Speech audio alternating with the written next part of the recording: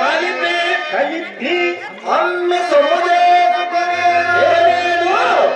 గనులకు గనుడా అయ్యా కౌశిక ముందు కలయే తాగలవాడు ఎవడు వాడేవాడు అయ్యా కల కౌశిక ముందు కలయే తాగలవాడు ఎవడు వాడేవాడు అయ్యా కల కౌశిక ముందు కలయే తాగలవాడు ఎవడు వాడేవాడు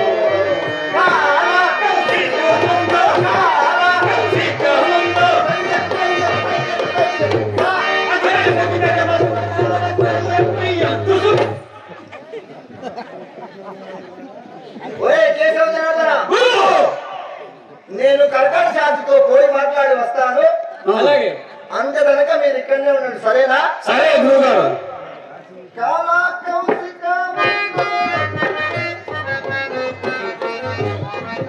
ఒరే జనార్దన, మన గురుగారు మన గురుగారు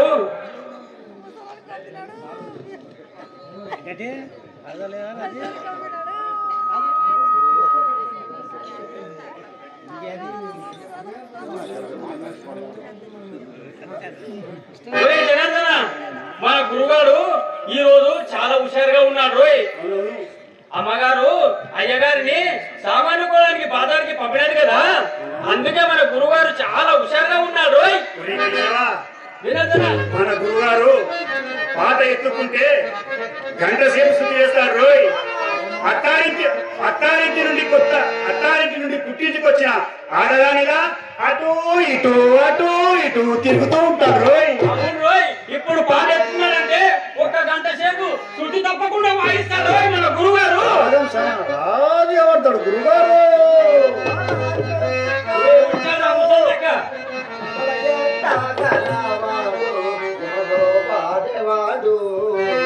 అయ్యా కాల కౌశిక ముందు అలయే తాగలవాడు ఎవడు వాడేవాడు కాల కౌశిక ముందు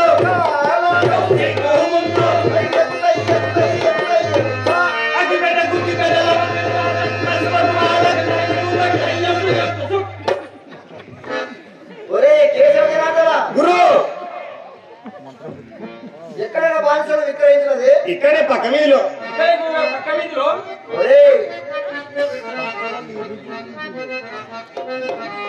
ఇక్కడ గురుగారు పక్కలిరుగు వీధిలో. ఒరే పక్కలిరుగు వీధిలో కాదురా, పక్క అరుగు వీధిలో రా. అట్లే బతుకున్న వాళ్ళు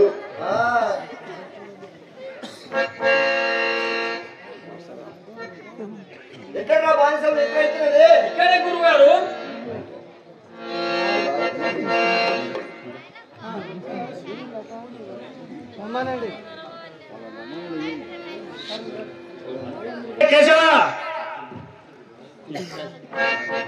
అమ్మగారు తిట్టుతారు, కోపమస్తే కొట్టుతారు, ఇంటికెళ్ళుదాము గురువా. అమ్మగారు తిట్టుతారు, కోపమస్తే కొట్టుతారు, ఇంటికెళ్ళుదాము గురువా.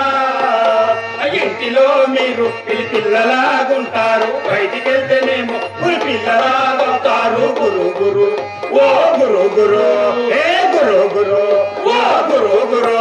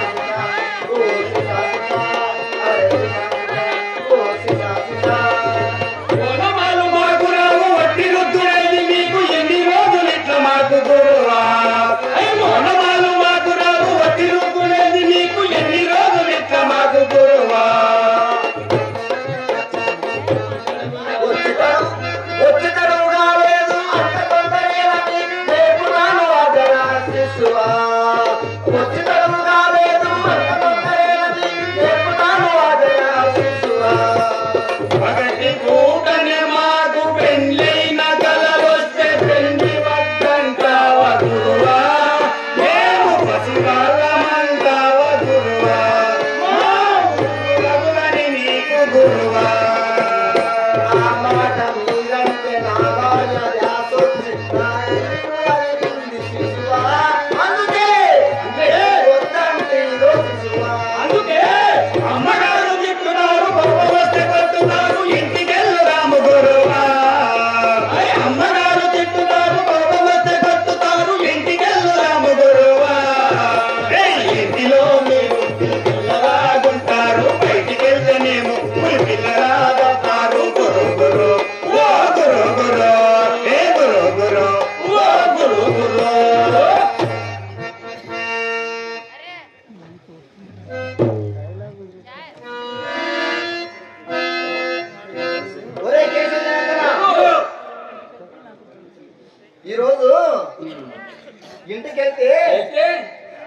మీ అమ్మగారు నాకు దేహశుద్ధి మీకు వీపు శుద్ధి రెండు తప్పు. అందుకే మీ అమ్మగారి కోపం తగ్గించుటకు ఏదో ఒక బహుమతి తీసుకెళ్ళాలి. ఏం తీసుకెళ్ళాలబ్బా?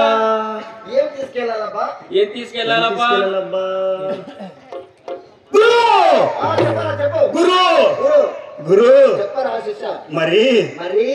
మరి చెప్పరా? మల్లెపూలు తీసుకెళ్ళి అమ్మగారి సిగలో ఇలా ముడిచిపెట్టి ఒసే కాలకంటి అని ఇలా నవ్వుపై చేసి ఇలా దగ్గరకు తీసుకొని ఇలా మూతిపై ఒకసారి పుచ్చుక్కున ముద్దిచ్చారనుకో, అప్పుడు మీ అమ్మ నటి తంతుంది రాబాబు. మీ అమ్మగారు నాచే పూలు పెట్టించుకొనక ఏళ్ళు గడిచిపోయింది రాబాబు, ఏళ్ళు గడిచిపోయింది. ఇక మనం అనుద్దా ఎప్పుడైనా మనసు పడి పెట్టాలని పోయినా ముసలి లెక్క నాకు పూలు పెడతాడంట పూలు అని ఇప్పుడు నిన్ను అన్నట్టు నన్ను కూడా అనుకుంది రాబాబు. అయితే కదా నీకు కర్మ. ఏం తీసుకెళ్ళాలబ్బా?